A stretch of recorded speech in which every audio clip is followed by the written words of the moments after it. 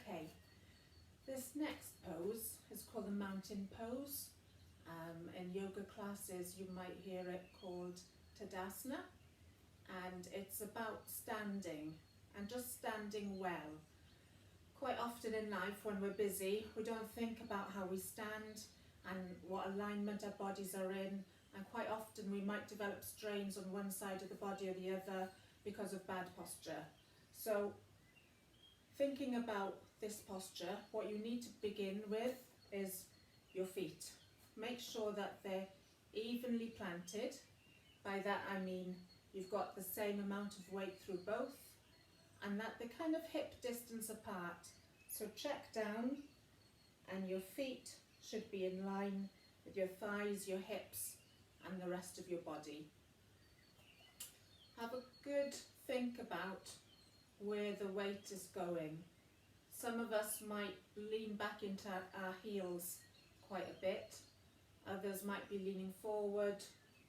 See if you can go dead center. So if you're thinking of a compass, the weight is going right down through the middle.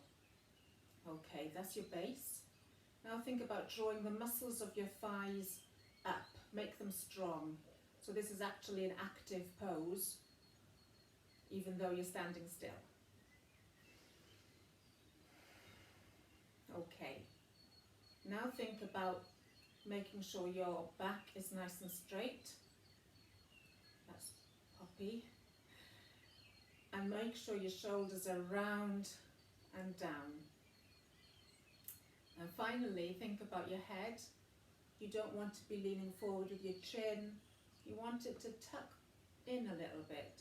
So actually it feels like your head is right at the top of your spine and you're one long person.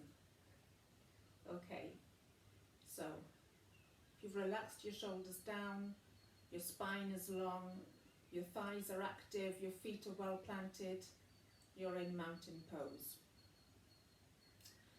While we're here, it's actually a good idea to think about breathing and how your breathing behaves depending on how you're feeling. So when we're stressed or uptight, thinking about a lot of things at the same time, quite often our breathing is affected. It becomes shallower, less efficient. Often we can hold our breaths without even realizing it, and that's a stress response. So whilst you're in mountain pose, let's think about learning to breathe abdominally. That means breathing into this space down here. So when you're shallow breathing, you're often only ventilating the top and opening up your chest. When you're deep breathing or abdominally breathing, you're using this tummy and you're filling your tummy as you breathe in.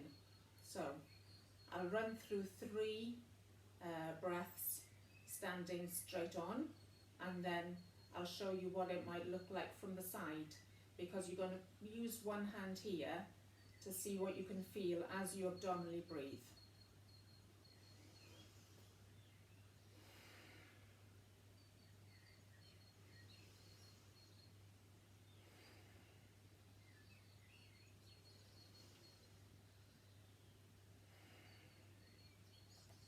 Okay. What you should be able to feel is that as you're breathing in, and slowly, if you can, that your hand comes out as you're filling in this area, as you're taking a deep breath in.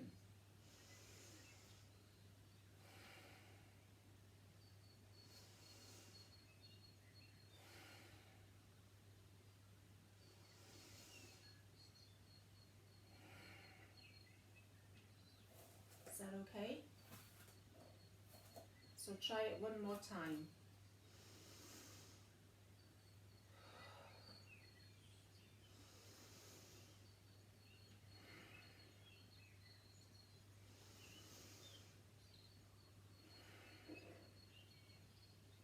Okay, well done. That's your mountain pose and some abdominal breathing. Again, you don't need to be standing to achieve your abdominal breathing. You can do that anywhere. You can be sat down, you can be watching TV, you can be in bed. but it's really good for ventilating those lungs, slowing down your breathing and helping you control your stress.